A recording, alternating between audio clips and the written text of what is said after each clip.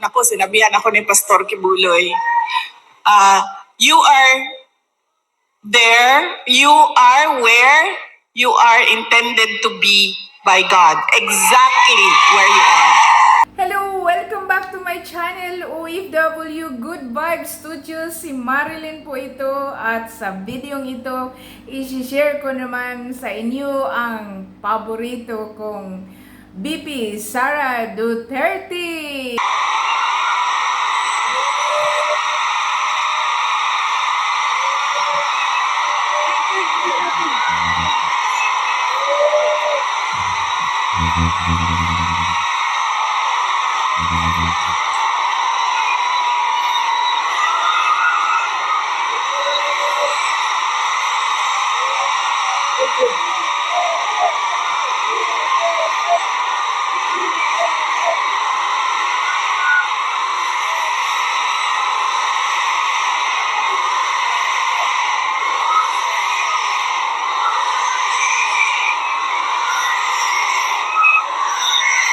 Maraming salamat.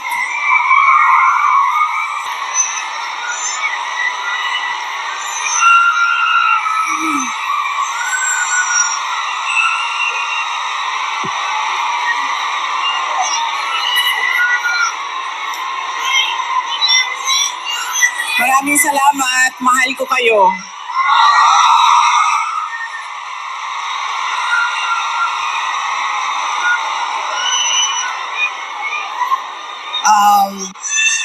Magpapasalamat ulitin ko sa Diyos, sa Hong Kong government, Hong Kong Police, sa KOJC, sa inyong lahat, mga kababayan namin na nandito.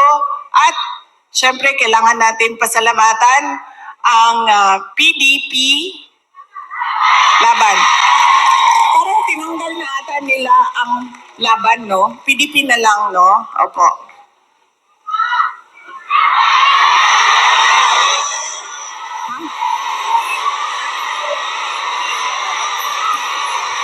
Okay, suka. May dala sila para sa inyong lahat. Inutusan silang bumili ng suka. Nagdain taon silang sinamak. Sa gusto. Nagdala po sila og pinakurat. Kinsay gusto. Okay. Bagay na sa lechon Macau og pinakurat. Ganina bitaw naglakaw ko dito. Ganing ay sorry. Kanina naglalakad ako doon. Yun bang nakabitay ng mga lechon Macau ba yan, no? Sa isip ko kanina. Sabi ko, kakain kaya muna ako. So sabi ko, ay hindi, picturean ko na lang muna. Andito sa aking cellphone yung roasted duck at yung roasted goose. Roasted goose. At tikman ko nga yun. Balikan ko. Roasted goose at yung parang lechon Macau. Bagay sa suka.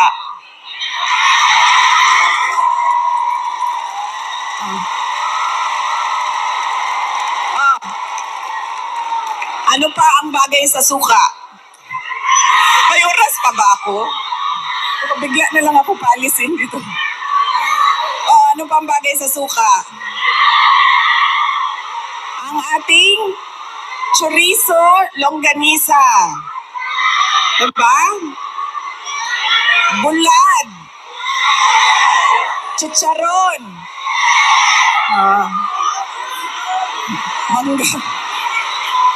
Mangga at suka. Kinilaw.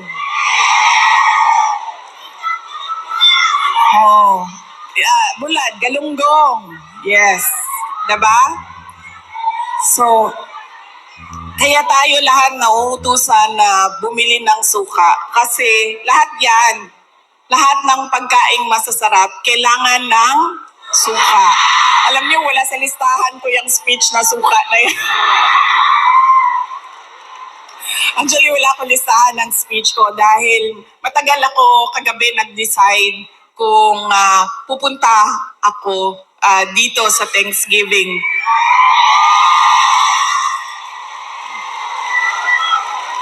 Kaya wala akong lisahan ng speech. Pero yes, alam nyo, marami siguro sa inyo ang nautusan na bumili ng suka at mantika. Mantika, suka, ganyan. Noong kayo ay bata pa. Opo. Pero sa amin kasi, sa bahay namin, nag-grocery kasi ang nanay ko. So lahat yang mga gamit sa kusina, binibili na ng nanay ko. Nautusan lang ako lagi doon sa kanto, sa tindahan, bumili ng Coke. Ng Coke.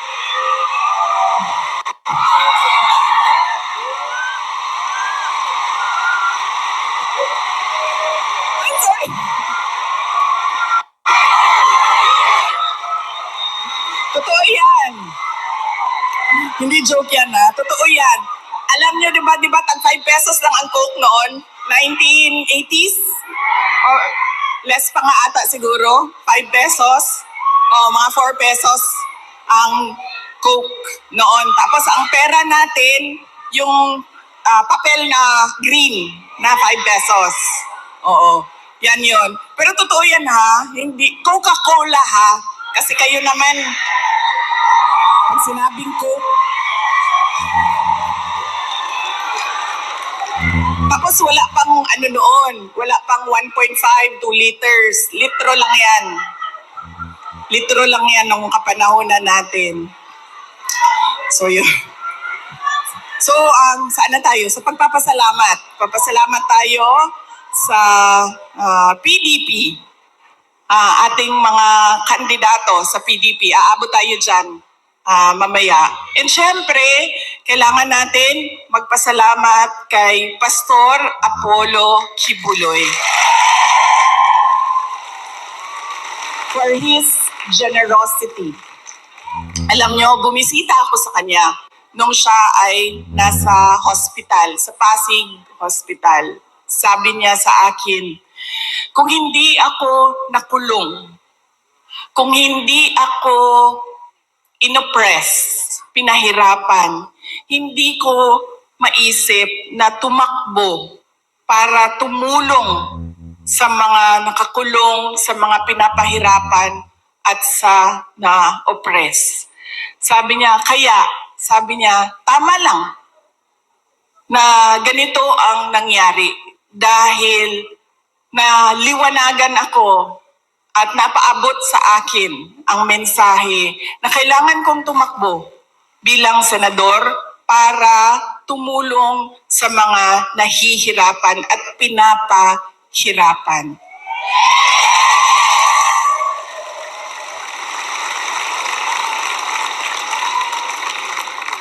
Sabi din niya sa akin, sabi niya, ikaw, kahit ano man ang sabihin man nila na kasalanan mo ang lahat ng ito, Inday Sara, sabihin man nila, kasalanan mo ito dahil hindi ka tumakbong Pangulo.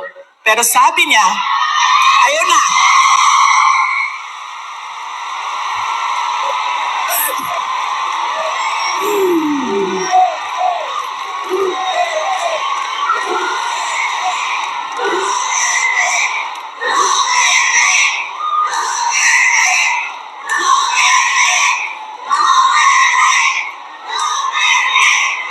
Sabi niya, makinig tayo kay Pastor Apollo Kibuloy dahil siya ang araw-araw nagbabasa ng Bible. Siya ang nakakaalam by heart kung ano ang salita ng Diyos, anong words of God. Sabi niya sa akin,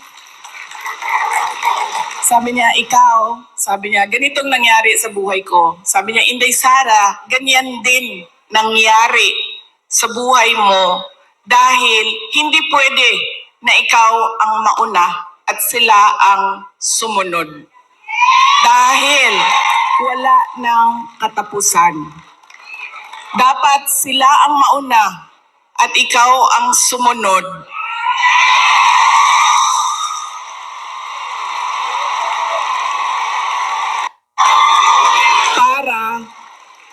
matigil na at hindi na paulit-ulit ang kahirapan sa ating bayan. Kaya nung sinabi niya sa akin yon, hindi na masyadong masakit. So ayun, napakasaya at napaka-excited sa mga mensahe ni BP Sara. Talaga namang ini-endorso niya ang Team Suka. So nagbigay yun ng kalakasan sa mga kandidato ng PDP. Sabi niya wala nang laban. Lalaban pa rin ang PDP's Duterte senatorial candidate. So campaign po natin itong mga 10 kandidato ni Pangulong Rodrigo Rua Duterte. Kasi sila po ang mag-protektar kay BP Sara sa gagawing impeachment sa pagkatapos ng eleksyon. Parang July ba yun? June? July? Basta pagkatapos ng eleksyon, kung maituloy man ang impeachment, sila yung protekta sa kanya na hindi siya ma-impeach. So, yun. Pangalawa, para marami na sila sa Senado at lalakas na ang line-up ni BP Sara sa presidential candidacy niya sa 2028. So, talagang sila lang ang ito lang grupo na ito na may hope tayo na makarecover pa ang Pilipinas kasi ang dami ng problema ng Pilipinas. Grabe na ang korupsyon.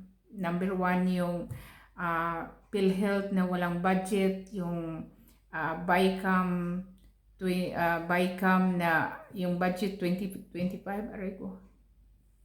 Yung ipinaglaban ni Attorney Vic Rodriguez, talagang i-follow natin yung news na yun. Dahil napakasama ang budget 2025, grabing corruption. So, yes, salamat po at talagang nababasa ko yung mga comment niyo. Salamat po sa inyo at talagang i-share po natin ito at hindi po natin kalimutan na mag-support po tayo sa ni BP Sara at Booth Street po tayo sa PDP Duterte senatorial candidate. God bless everyone, mga Pilipino. Salamat po. Bye!